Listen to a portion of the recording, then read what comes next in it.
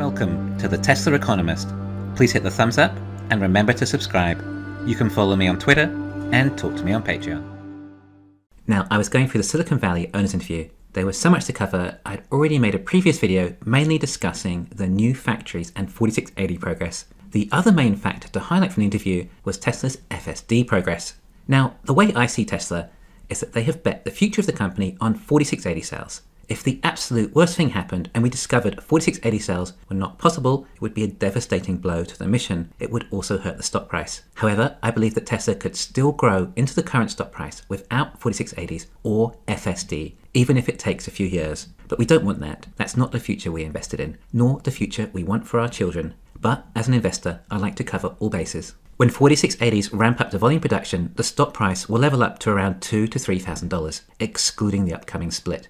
But we're Tesla investors, and we need a bit more excitement than that in our lives.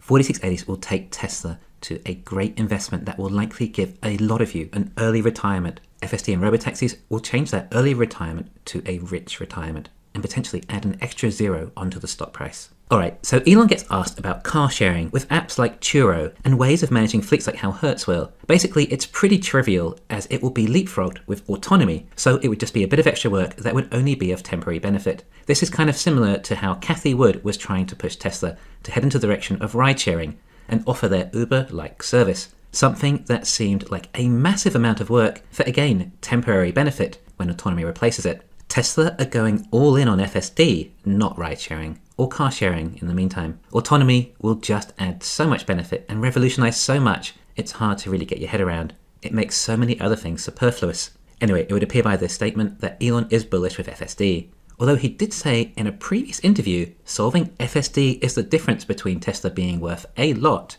or going to zero. Yeah, I don't have a good rebuttal for that one. It's a shame the interviewers didn't press Elon on that statement a bit more, as it was quite an important statement and has served as great fodder for the bears. I don't like putting words into people's mouths or trying to explain that they're trying to mean something different from what they said to correlate with my agenda. But we've done valuations. If FSD doesn't work, and Tesla was not worth zero, we then hear that the Cybertruck design is locked for sure. It sounds like Tesla got quite carried away with the features. We should get a preview of the new Cybertruck this year, and some of these new features announced, which should hopefully blow our minds. In the past, Elon has said that he thinks the Cybertruck will hit volume production at the end of next year, but he was asked when he thinks it will start production, and he said next year, roughly 12 months' time. Yes, that'll be fantastic to see that in production, and we can take solace that we were right against all those naysayers. But the Cybertruck is not going to be using 2170 cells. On top of that, the Cybertruck is going to need more than a 68 kilowatt hour battery. So what are we being told? That within 12 months, Tesla will have a larger 4680 battery than they do now. This would mean that the chemistry would have had to progress significantly from today. Or, perhaps that they are software limiting the current Austin Model Y.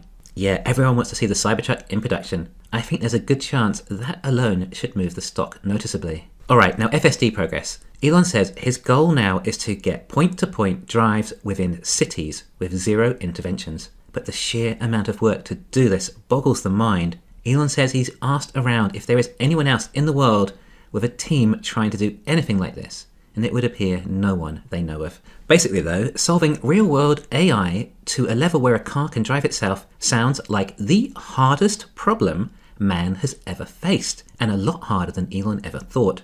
To all those people out there, and you know who they are, who like to give Elon a hard time how FSD is not close to a human yet, for starters, no one can argue that even basic autopilot is not absolutely amazing. The fact they achieved that is really impressive enough, as far as the bar that legacy autos set. But this is Tesla and Elon has talked a big game, claiming FSD will be solved years ago. However, Elon once again thinks it will be solved this year.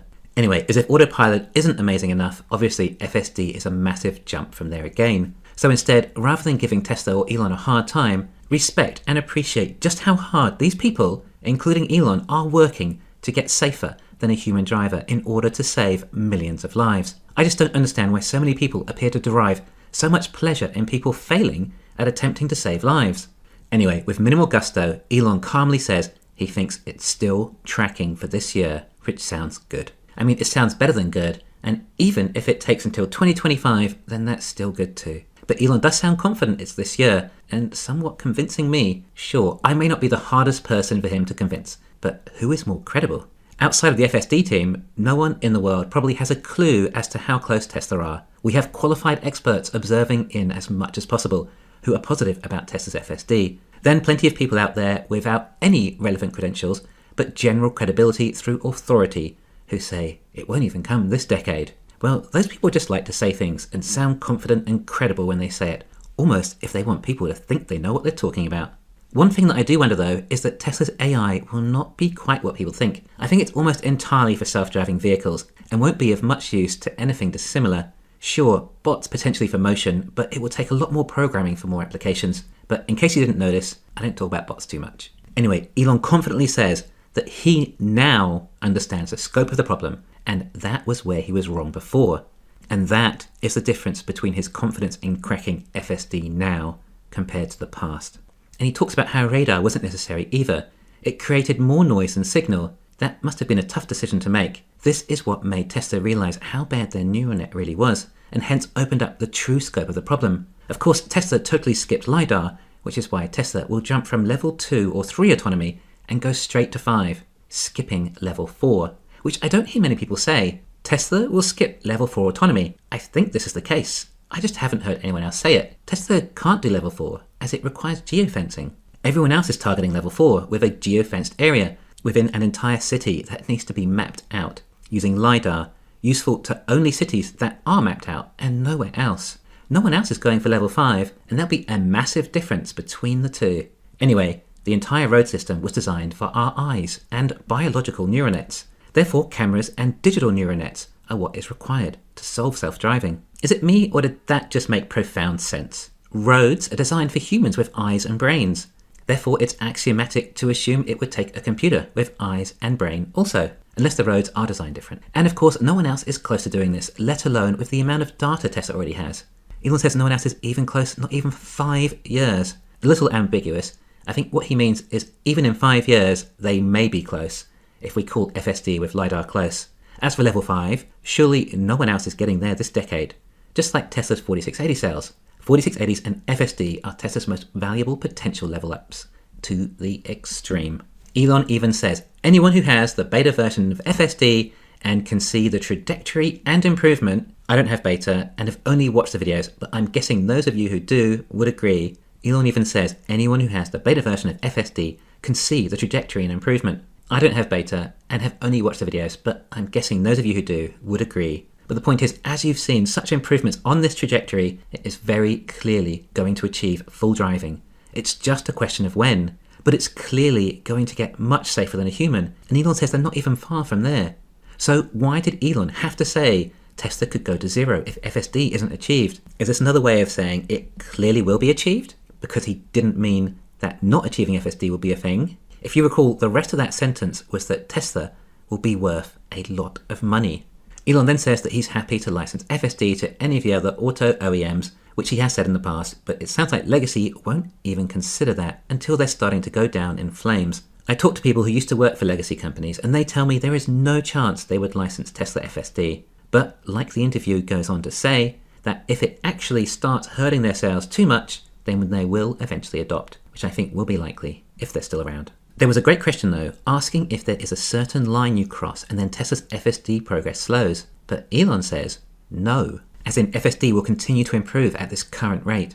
Elon mentions how he's changed the architecture of FSD about 1,000 times, and you can kind of see in his face just how hard that's been. It's been so tough, yet he seems somewhat relieved now he's got here. And he says the things that take up the most brain space for him are self-driving and getting Starship to orbit. Anyway, we just kind of feel for how hard this task has been, and massively underappreciated by so many. Elon says that Tesla went from a C and A architecture to an A and C architecture. Now, how I infer what he means here is that the new architecture is significantly better, but all the data encoding needs to be built out and improved, whereas the previous one already was, yet limited, whereas this new one allows it to be built out further.